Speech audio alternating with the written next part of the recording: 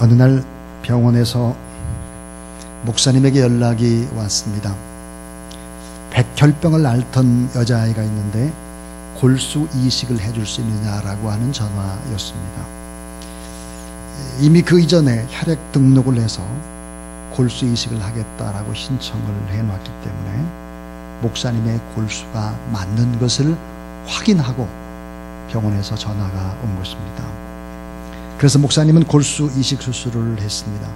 전신 마취를 하고 척추에 구멍을 뚫고 거기서 골수를 뽑아내는 수술하는 과정 중에 그만 잘못되어서 의료 사고가 터지게 되었습니다. 목사님은 생명이 위독할 정도로 많은 어려움을 겪었고 다행히 그 여자아이는 회복이 되었습니다. 그런데 5개월이 지나서 다시 병원에서 연락이 온 것입니다. 그 아이의 백혈병이 다시 재발했다는 소식입니다. 근데 이제는 목사님만이 골수 이식을 해줄 수가 있었습니다. 한 번 골수 이식을 받았기 때문에 다른 사람의 골수는 들어가면 안 된다는 거죠. 그러니까 한 번 해준 이 목사님만이 골수 이식을 해줄 수 있는 것입니다. 자, 병원에서는 다시 골수 이식을 했을 때의 경우 회복될 확률이 1% 정도 된다 그랬습니다. 99%가 불가능한 거예요. 그러니까 거절해도 괜찮습니다 라고 하는 전화가 왔습니다. 그러니까 아내도 반대하고 친척에 의사가 있는데 의사도 펄펄 뛰며 반대하고 주변 목사님들이 만류를 한 것입니다. 수술하지 말라. 목사님 주변 사람들에게 이야기할 때마다 사람들은 목사님 이제 충분합니다. 목사님은 그렇게 한 번도 의료사고로 죽을 뻔했는데 무슨 또 합니까? 괜찮습니다. 이런 얘기를 해주었습니다. 그런데 어린 사역을 하는 목사님으로는 마음이 편치가 않아요. 그래서 만나는 사람마다 이 아이에 관한 얘기를 묻는 거예요. 목사님 안 해도 됩니다. 이런 얘기를 듣고 싶어서 그러는 거죠. 목사님은 최선을 다했어요. 목사님 책임이 아닙니다. 괜찮습니다. 이런 얘기를 듣고 그리고 이제 안 해도 된다고 하는 당위성 같은 걸 확인하고 싶어서 만나는 사람마다 그런 질문을 한 거예요. 그러다가 에콰도르에 비전 트립을 가게 됐는데 거기서 장로님 한 분을 만났습니다. 또 이제 백혈병의 얘기를 쭉 다 설명을 하니까 목사님은 설명을 쭉 드리고 골수 이식을 해달라 하는데 어떻게 할지 모르겠다고 말했습니다. 그때 장로님이 목사님 그 정도면 충분합니다. 이런 얘기를 기대했는데 장로님이 이번에 그러는 거예요. 목사님 꼭 해드리세요. 목사님이 꼭 해야 합니다. 목사님의 가슴이 철렁 내려앉는 거예요. 아니 장로님 제가 해야 되나요? 어린 장로님이 꼭 하셔야 됩니다. 이렇게 말하는 거예요. 그러면서 장로님의 경험을 얘기했습니다. 저의 큰아이가 백혈병으로 세상을 떠났습니다. 그 아이 부모의 심정은 말할 수 없이 힘들 겁니다. 목사님이 골수 이식을 해주시면 살고 죽고를 떠나서 그 여자아이와 그 부모와 가족들이 그리스도의 사랑을 알게 되는 참 좋은 기회 아니겠습니까? 목사님이 이 말을 듣고 호텔로 돌아왔습니다. 기도하는데 가슴이 너무 답답해요. 근데 하나님께서 이런 깨달음을 주시는 거예요. 만약에 그 여자가 내 친딸이라면 어떡할래? 너는 그 아이를 포기할 수 있겠니? 설사 1% 가능성밖에 없다고 치자. 너는 네가 낸 내 자식이라는 게 포기할 수 있겠어? 망치로 머리를 한 대 얻어맞은 기분이었습니다.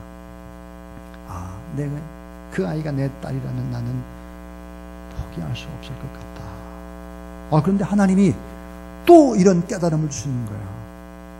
그 아이는 내 아이야, 내 거야. 그 백혈병 걸 아이가 내 자녀라니까. 내가 너를 살리기 위해서 내 아들 예수 그리스도를 십자가에 못 박혀 죽으시고 대신 너를 내 자녀 삼았잖아. 이번엔 네가 희생을 해야 될 차례다. 결국 목사님은 더 이상 못하겠다는 말을 할 수가 없어서 병원에 연락을 했습니다. 제가 골수 이식 수술을 하겠습니다. 그리고 목사님이 훌륭해서 이렇게까지 희생적으로 사랑하는구나, 이런 말을 들을까봐 그게 참 잘못되고 미안해서, 그게 아니라는 것을 알리기 위해서 목사님은 부끄러운 목사라는 제목으로 편지를 써서 그 부모에게 보냈습니다. 그 내용이 이러합니다. 너무 힘들고 하기 싫어서 안 해도 된다는 확인을 사람들에게 받았습니다.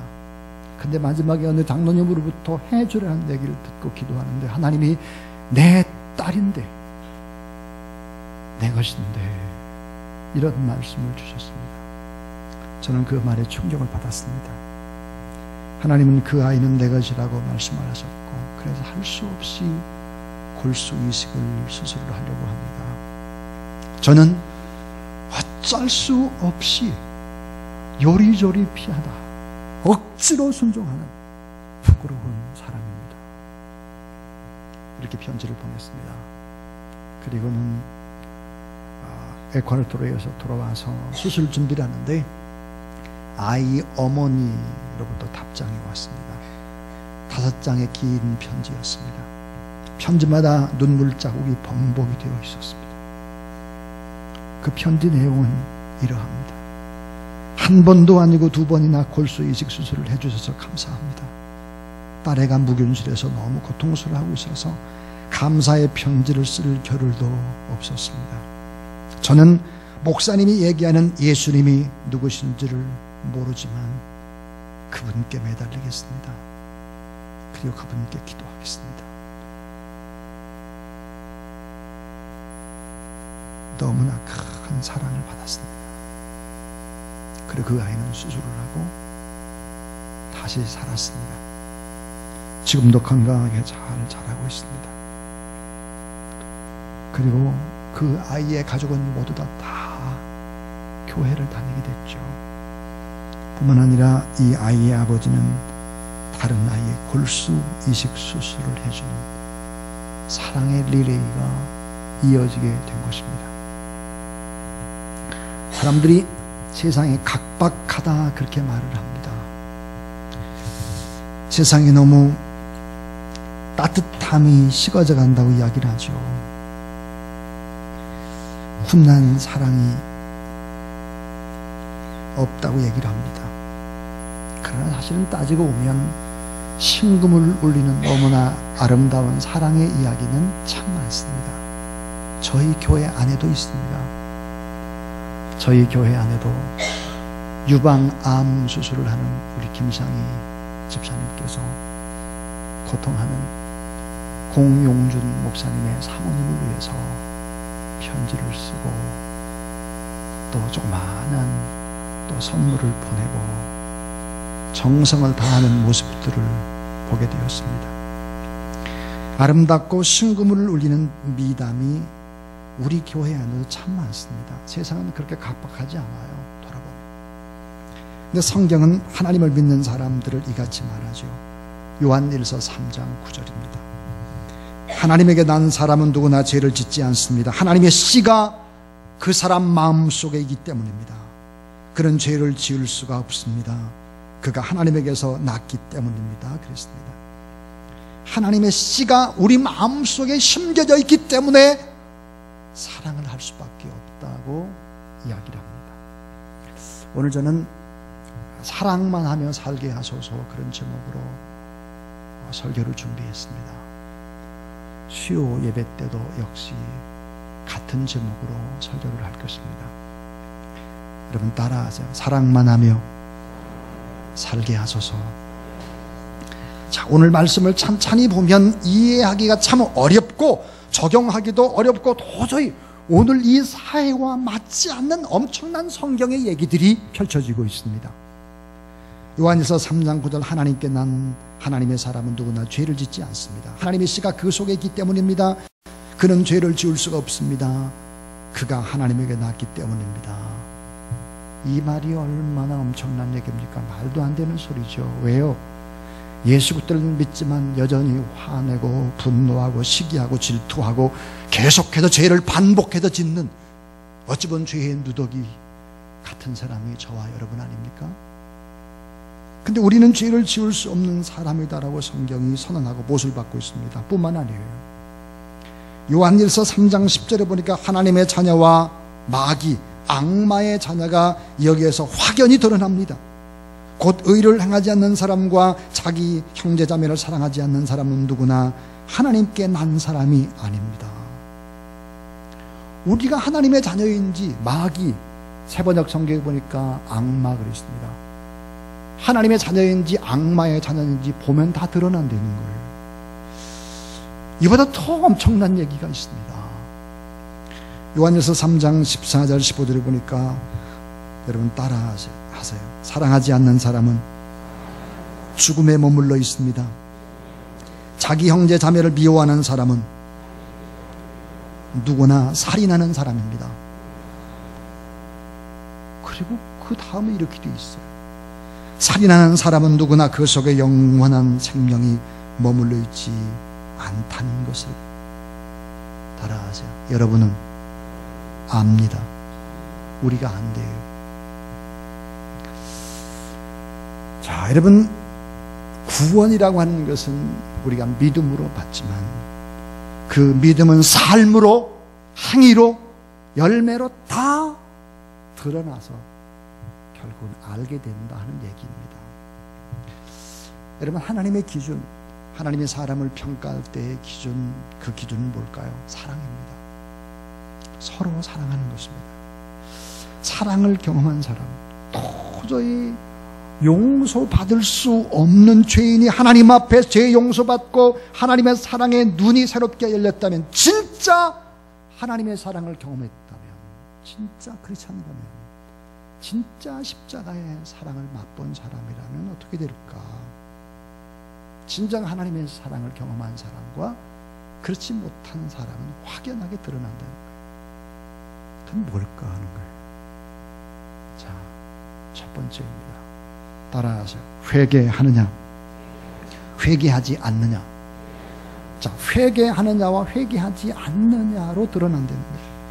요한일서 3장 9절, 하나님께로 난 자마다 죄를 짓지 아니하느니 하나님의 씨가 그 속에 거하며 저도 범죄치 못하는 것은 하나님께로서 났습니다. 그랬습니다. 여러분, 진짜 예수 그리스도를 믿는 사람, 십자가의 사랑을 믿는 사람, 여러분, 십자가의 그 사랑의 능력이 뭔데요?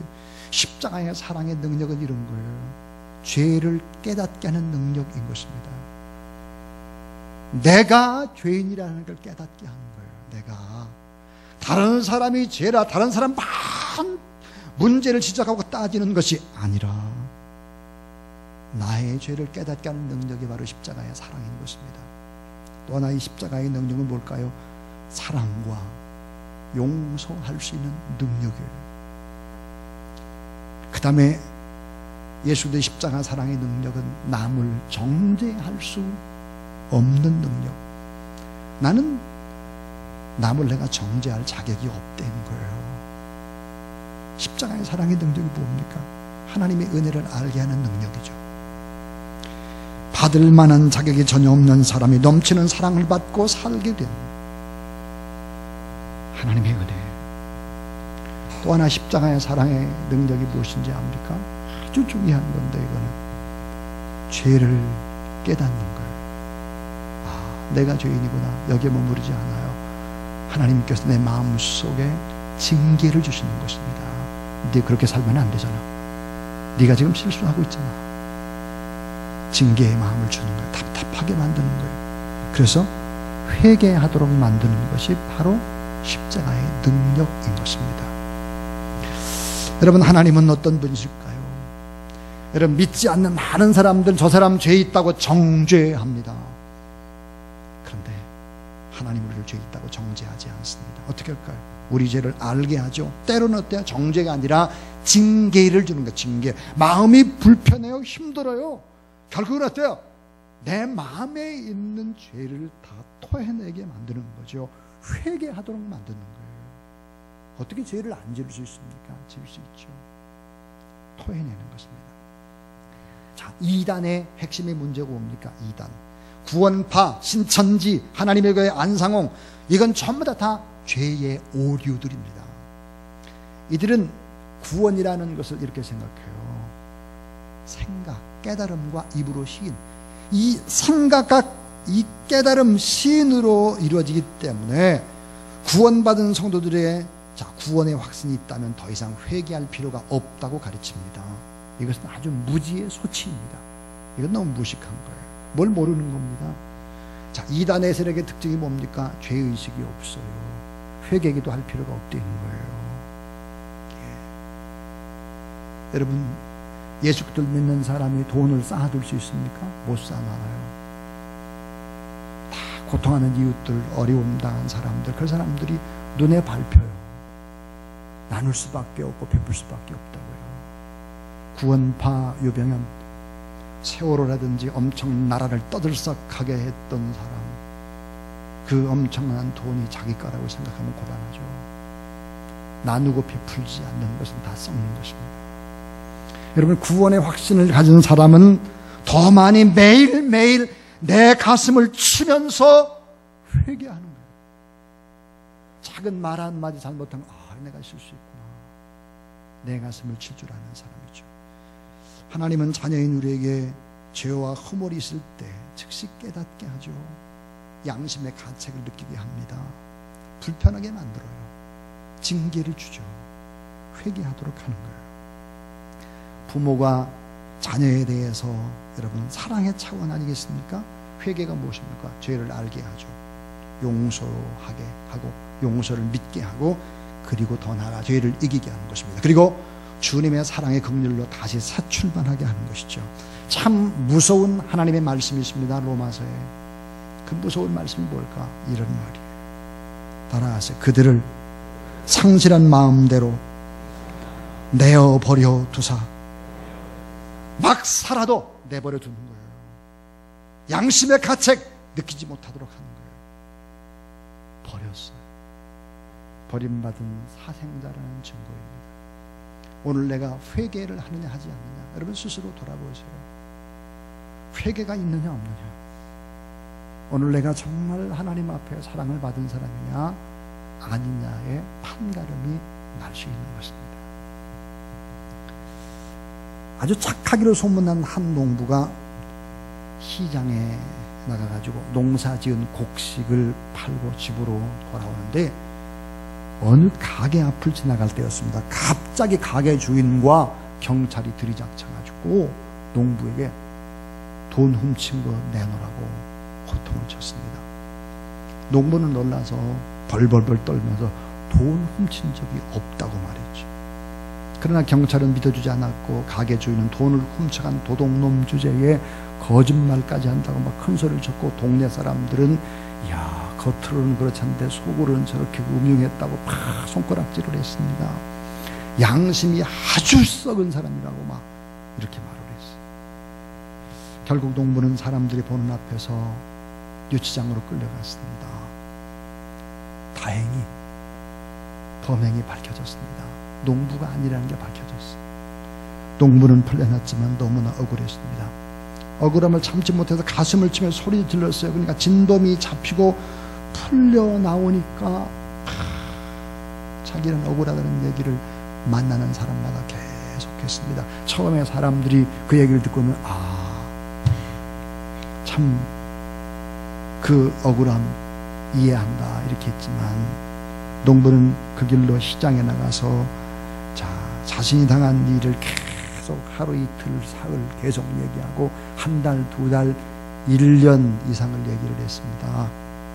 얼마나 억울했던지. 그런데 시간이 지나자 농부 곁에는 한 사람 한 사람 다 그 곁을 떠나기 시작했습니다. 남은 사람이 없었던 거죠. 너무 자기의 깨끗을, 자기의 결백을, 억울함을 계속 항변하는 것은 그리스도인으로서 해야 될 일이 아닙니다. 무슨 말입니까?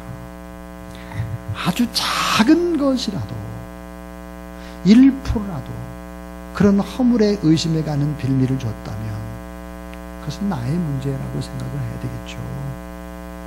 나의 허물을 보고 가슴을 치는 것. 여러분, 사람을 잃고 싶지 않다면 너무 이렇게 정죄하는 일들을 하지 마세요. 여러분, 정말 우리가 억울하고 힘들어도 하나님 앞에 돌아보세요. 회개하느냐 회개하지 않느냐라고 하는 것 참 중요하죠. 두 번째입니다. 따라하세요. 하나님의 자녀냐 마귀의 자녀냐.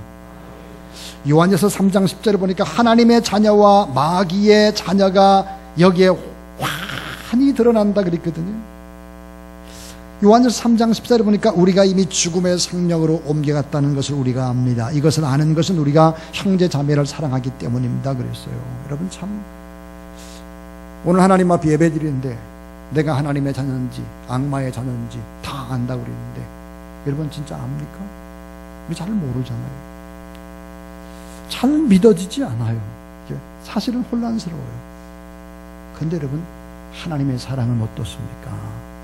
따라하세요. 아낌없이 주는 사랑, 끝없이 용서하는 사랑, 포기하지 않는 사랑.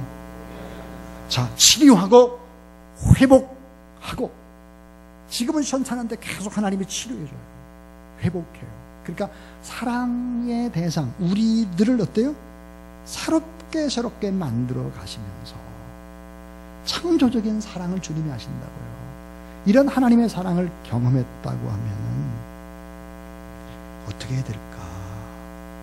요한일서 3장 10절에 곧 의를 행하지 않는 사람과 자기 형제자매를 사랑하지 않는 사람은 누구나 하나님에게서 난 사람이 아닙니다. 그리고 또 무서운 말이 있어요. 히브리서 12장 14절입니다. 거룩함을 따르라. 이것이 없이는 아무도 주를 보지 못하리라 그랬습니다. 자, 여러분, 거룩함이란 무엇입니까? 의가 무엇이죠? 이 거룩함과 의, 그것은 바로 십자가의 사랑으로 용서함을 받고 변화된 사람의 행동이 의요, 그것이 바로 거룩이다 하는 거예요. 사도 요한은 단호하게 이렇게 얘기를 합니다.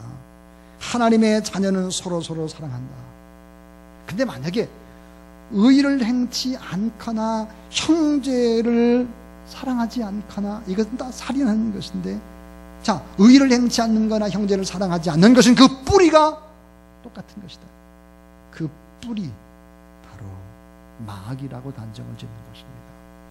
마귀. 그래서 하나님의 자녀냐 마귀의 자녀냐가 분명하게 드러난다는 거예요.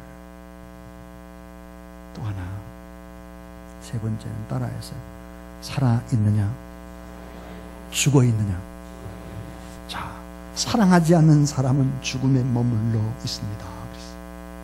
자기 형제를 미워하는 사람은 누구나 살인하는 사람입니다. 살인하는 사람은 누구나 그 속에 영원한 생명이 머물러 있지 않다는 것을 여러분은 압니다. 여러분, 사랑하지 않는 것은 죽은 거예요. 지금 죽어있는 상태예요. 더 나아가서 살인하는 것이다 그랬거든요. 왜 그럴까요? 우리는 사망에서 생명으로 옮겨진 사람, 지옥에서 천국으로 옮겨진 사람이다 이 말이에요. 그래서 결국은 어때요? 서로 사랑할 수밖에 없는 사람이다 하는 얘기입니다.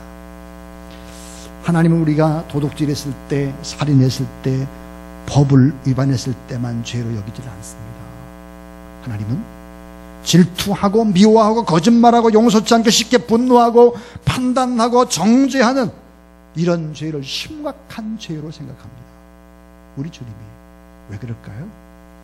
여러분, 모든 죄의 시작, 모든 저주의 시작, 이 축복의 시작, 이런 것들은 다 어디에 있을까요? 본질이 어디 있을까요? 그것은 생각에 있습니다. 그리고 그 생각을 자꾸 하다 보면 마음에 쌓여요. 마음, 입으로 튀어나오는 것입니다. 보이지 않는 생각과 마음과 언어에서 이 모든 것들이 시작되는 것이죠. 그런 것을 알아야 합니다. 요한일서 3장 16절에 그리스도께서 우리를 위하여 자기 목숨을 버리셨습니다. 이것을 우리가 사랑을 알게 되었습니다. 그러므로 우리도 형제 자매를 위하여 목숨을 버리는 것이 마땅합니다. 이제 마지막 결론입니다. 따라하죠. 축복의 열쇠가 있느냐 없느냐? 축복의 열쇠가 있느냐 없느냐? 한 자매가 어느 신학생과 결혼을 약속했습니다. 그리고 부모님의 허락을 받으려고는 집으로 이 신학생을 데려왔어요. 이 자매의 부모님은 이 신학생이 정말 딸을 먹여 살릴 수 있을까 심히 걱정이 됐죠. 저녁을 먹고 난 후에 어머니가 아버지 옆구리를 푹푹 찌르는 거예요. 물어볼 건 물어보고 따져볼 건 따져보라고. 그래서 이 아버지는 신학생을 데리고 서재로 들어갔습니다. 아버지는 그에게 자네 신학생이라는데 내 딸과 함께 살 수 있는 집을 가지고 있나? 이렇게 물었습니다. 그러다 그 신학생은 이렇게 대답합니다. 주의 사명을 열심히 감당을 하면 하나님이 집도 주실 줄로 믿습니다. 아버지의 의도와 전혀 다른 대답을 해가지고 좀 난감했지만 아버지는 그 다음에 또 물어봤어요. 결혼 비용이 꽤 드는데 자네는 결혼 비용을 준비했나? 그랬더니 이 신학생이 또 하나님이 다 주실 줄로 믿습니다. 이 아버지는 난감해요. 또 질문을 했어요. 아이를 낳고 기르는 일이 만만치 않을 텐데 가족을 먹여 살릴 수 있는 돈이 있겠나? 그러자 신학생이 이렇게 말했습니다. 주의 일을 열심히 하면 하나님이 다 공급해 주실 줄로 믿습니다. 어떤 질문을 해도 주님이 다 주실 겁니다. 주님이 공급자입니다. 이렇게 대답을 한 거예요. 자, 그래서 더 이상 물을 수가 없어서 서재에서 이제 아버지가 나왔어요. 그러니까 어머니가 남편에게 묻기를 그 신학생이 뭐라고 했는지, 딸을 맡기도 되겠는지 물었습니다. 그러자 아버지가 이렇게 또 말하는 거예요. 도무지 직업도 없고 돈도 없고 정말 딸을 맡기기 너무 난감한 놈이야. 근데 한 가지 긍정적인 거 딱 하나가 있어. 그 친구가 나를 하나님으로 생각하는 것 같아.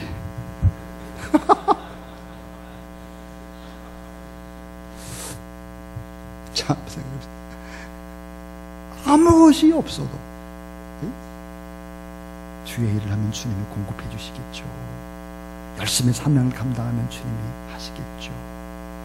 이게 사실 정답이거든요.